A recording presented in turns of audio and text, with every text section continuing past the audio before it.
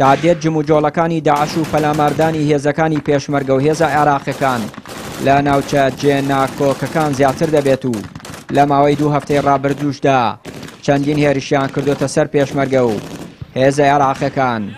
شرۆڤەکارێک پێی وایە زیادبوونی جموجۆڵەکانی داعش لەو سنوورانە جگە لەوەی ڕەهەندێکی ئەمنی هەیە هاوکات ڕەهەندە سیاسیەکانی پشت ئەو هێرشانە زیاتر دەبن بەو پێیەی داعش بۆ ململانەی نێوان هێزە سیاسیەکان بەکاردەهێنرێت.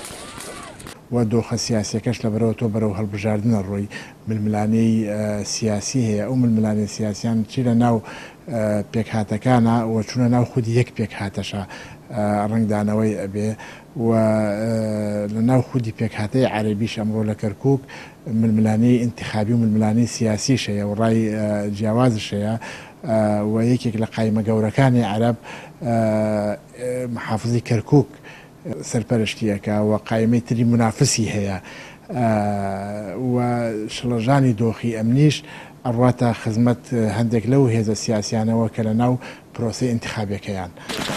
گەرچی داعش وەکو هێزێکی گەورە هیچ ڕووبەرێکی لە ژێر دەستدا نییە، بەڵام کەم توانایی هێزە عێراقیەکان و بۆشایی ئەمنی ناوچەکانی باشووری خۆراوای کەرکووکی قۆسۆتەوە و لەوێوە چالاکیەکانی بەڕێوە دەبات.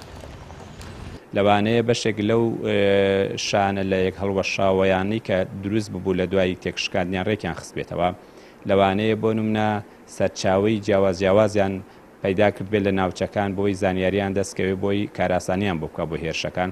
جگە لەوەی لەوانەیە چەک و ئەوانیشان دەستکەوت بێت چکە خۆیان ڕێخستۆتەوە و ئێستاکە ئێوێشانەی کە دەلالەتە بۆی کە ئەم هێزە تەنها بەوە ناوەستێت کە ناوچەیەکی هەبێ کە تێدا بمێنێتەوە و هاتو چۆ بکە بێت و بڕە، بەڵکو ئەوێ هێرش بکەوە زیان بگەێنێت. لە کاتێکە هێز عێراقیەکان وە سوپای عێراق نابێت تەنها لە قۆناغی بەرگریکردن نابێ، تەنها ڕازبێ بەوەی هێرش نەکرێتە سەر ڕەبایەکەی پێگە سەربازیەکەی، بەڵکو تۆ بێ پلانتە بێ بۆ کۆنتڕۆڵکردنی ئەو ناوچانی کە پێ دوایە داعشتەیە گەشە ئەکا خۆی ڕێگەخاتەوە ڕاهێنانی تیاکە و بەرنامە و پلاندا ئەنێ بۆ کردەوە سەربازی و چالێکی سەربازەکانی. دروستبوونی بۆشایی ئەمنی و نەبوونی هەماهەنگی سەربازی و هەواڵگری نێوان هێزەکانی پێشمەرگە و هێزە عێراقیەکان هۆکارێکی دیکەی زیادبوونی جموجۆڵەکانی داعشە لەو ناوچانە. ئەمە سەرەڕای ململانێ و شەڕی بەرژەوەندی کە بەهۆیانەوە هێزە سیاسیەکان بۆ فشار خستنە سەر یەکتری بەردەوام پشێوی ئەمنی دەنێنەوە. چیانوری کەناڵی ئاسمانی پەیام، کەرکووک.